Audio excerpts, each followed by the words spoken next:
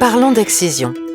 Selon l'Organisation mondiale de la santé, l'excision ou mutilation sexuelle féminine recouvre toutes les interventions qui consistent à retirer partiellement ou totalement les organes sexuels externes de la femme ou toute autre lésion des organes sexuels féminins.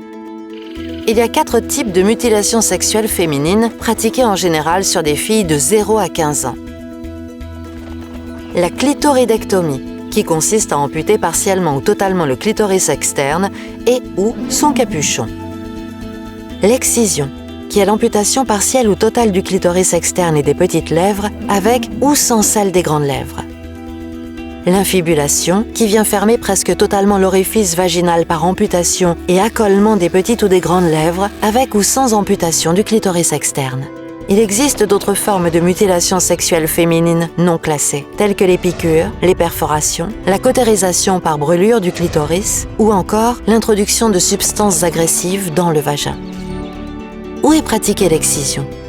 L'excision est pratiquée sur tous les continents, excepté l'Antarctique.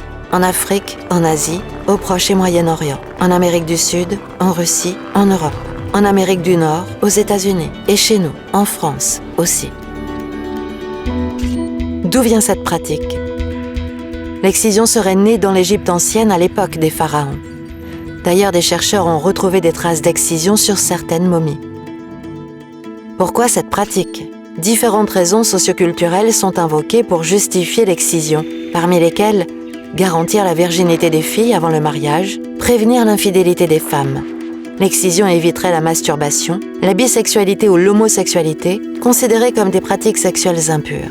Ce qu'il faut retenir, c'est que les mutilations sexuelles féminines sont la réaffirmation de la domination masculine sur les femmes. Les mutilations sexuelles féminines peuvent provoquer des conséquences dramatiques sur la santé physique, psychique, sexuelle et sociale des femmes. Au total, l'UNICEF recense plus de 200 millions de femmes excisées dans le monde, dont 125 000 en France. Parmi les filles de celles qui vivent en France, 3 sur 10 risquent l'excision, à leur tour, lors de vacances dans le pays d'origine de leurs parents. Les mutilations sexuelles féminines sont une pure violation des droits humains. Elle est interdite par la loi en France et dans la plupart des pays. Comment lutter contre cette pratique? L'urgence est de prévenir ces pratiques par l'éducation, la justice et l'autonomisation des femmes, en vue de trouver des solutions d'éradication des mutilations sexuelles féminines. Alors, où que nous soyons, mobilisons-nous toutes et tous.